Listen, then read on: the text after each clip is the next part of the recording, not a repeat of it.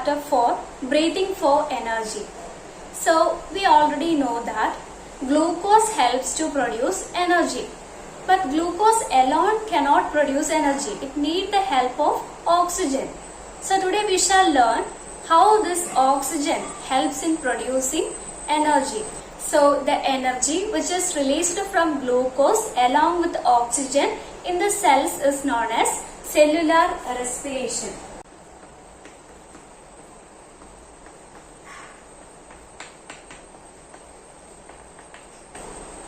So, what is cellular respiration? The energy which is released from glucose in the cells is known as cellular respiration. So, in cellular respiration, there are two steps. Which are they? The first one is glycolysis, and the second one is Krebs cycle. So now let us learn what all changes are taking place in glycolysis. So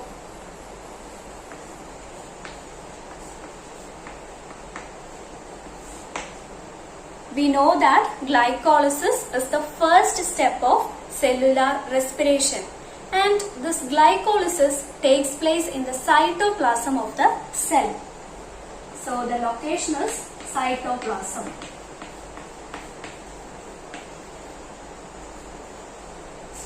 In glycolysis, glucose get converted into pyruvic acid. So in glycolysis, glucose get converted to pyruvic acid, and as a result of this change, two ATP molecules are produced. Two ATP. ATP means we already know that it is the form of energy. ATP, the full form is adenosine triphosphate. ATP means energy. The energy in our body is stored in the form of ATP molecules. So as a result of glycolysis, two ATP molecules are produced. And the main specialty is that this process does not require oxygen. No oxygen is required.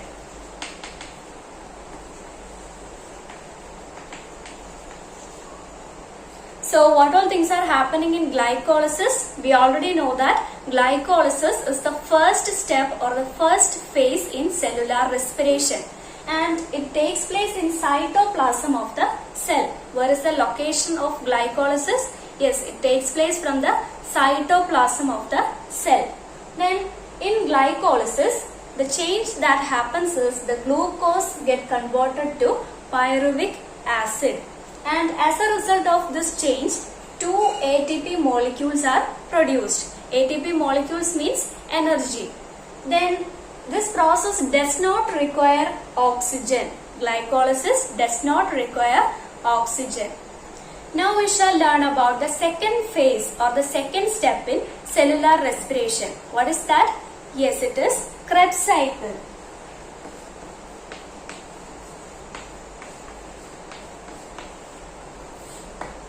So, Krebs cycle is the second step or the second phase in cellular respiration, and the Krebs cycle takes place in the mitochondria of the cell.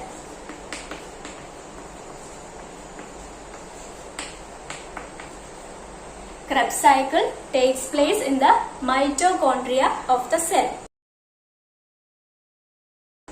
In Krebs cycle, a series of changes takes place, and as a result, the pyruvic acid, which is already formed in glycolysis, get converted into carbon dioxide and water. So, in Krebs cycle, pyruvic acid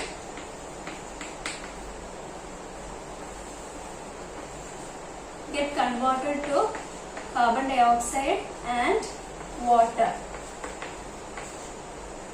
So what is the change that happens in Krebs cycle?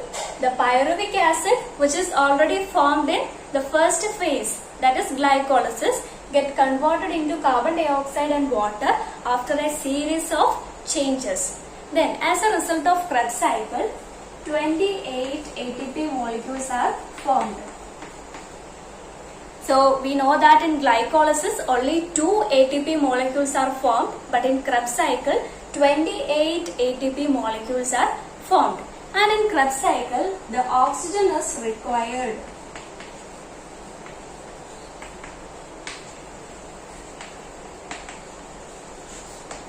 In glycolysis we know that oxygen is not required, but in Krebs cycle oxygen is required. So now we learned about the first phase and the second phase in cellular respiration, and we understood that as a result of the first phase, that is glycolysis, 2 ATP molecules are produced, and as a result of Krebs cycle 28 ATP molecules are produced. So in total after respiration we will get 30 ATP molecules. So we can write the chemical formula, that is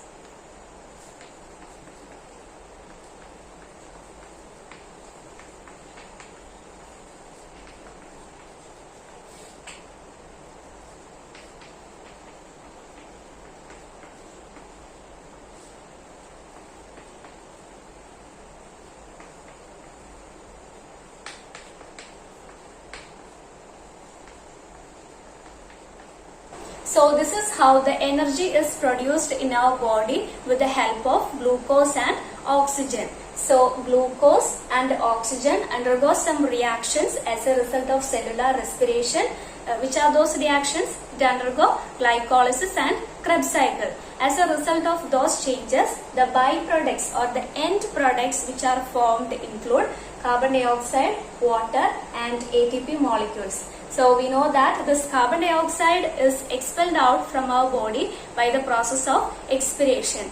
And what is the use of this 30 ATP molecules? These ATP molecules are energy. We know that the energy in our body is stored in the form of ATP molecules. So we use this ATP molecules for carrying out various physiological activities in our body. Now let us compare both glycolysis and Krebs cycle. So the glycolysis occur in cytoplasm and the location of Krebs cycle is in mitochondria. Oxygen is not required for glycolysis, but oxygen is required for Krebs cycle. Then the number of ATP molecules produced in glycolysis is 2 ATP. But in Krebs cycle 28 ATP molecules are formed. Then the product of glycolysis is pyruvic acid and the product of Krebs cycle is carbon dioxide and water. We shall learn about expulsion of carbon dioxide. We already know that as a result of respiration, carbon dioxide and water is formed. Water is eliminated from the body in the form of water vapor. Then how this carbon dioxide is eliminated? Yes, it is eliminated by 3 ways. 7% of carbon dioxide dissolves in plasma water of blood. Then 23% of carbon dioxide combines with hemoglobin and form carbaminohemoglobin. Then about 70% of carbon dioxide dissolves in water in the RBC and form bicarbonates. Then inside the lungs, carbaminohemoglobin and bicarbonate break down and carbon dioxide is released. This carbon dioxide is expelled out by the process of expiration. Children, now we know that the carbon dioxide which is produced as a result of cellular respiration is expelled out or removed from our body by lungs by the process of expiration. But do you know what happens if this carbon dioxide is not properly removed from our body? Yes, it is dangerous to our life. How it is dangerous to our life? We know that several byproducts are formed as a result of various activities inside our body. So such products include carbon dioxide, water, etc. Then if the carbon dioxide is not properly removed from our body, this carbon dioxide joins or mixes with the water and it forms carbonic acid. So because of the formation of carbonic acid, the acidity in our body increases and it disturbs the maintenance of homeostasis in our body and it is dangerous to our life. Now we know that Along with glucose, oxygen is also required for producing energy. But many organisms like bacteria and yeast can survive without oxygen. Then from where do they get energy without oxygen? Let us find out. In organisms like bacteria and yeast, anaerobic respiration takes place. Anaerobic respiration means respiration without oxygen. So just like cellular respiration, in anaerobic respiration also there is glycolysis. So what is glycolysis in anaerobic respiration? Glucose get converted into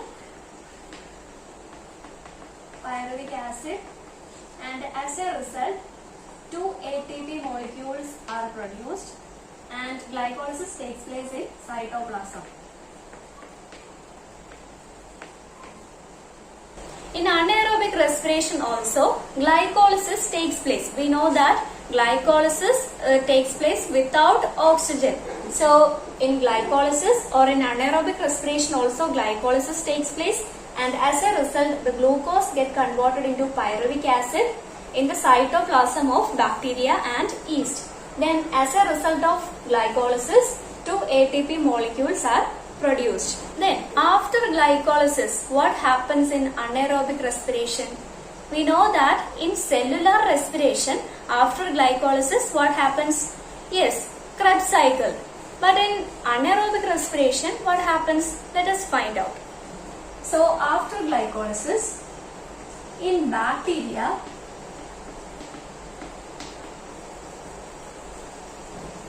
the pyruvic acid get converted into lactic acid,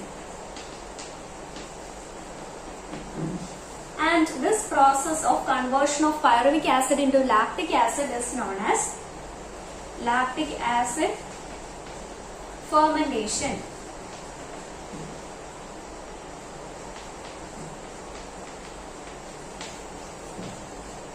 And in yeast, after glycolysis in yeast, what happens is the pyruvic acid get converted into alcohol and carbon dioxide, and this process is known as alcohol fermentation.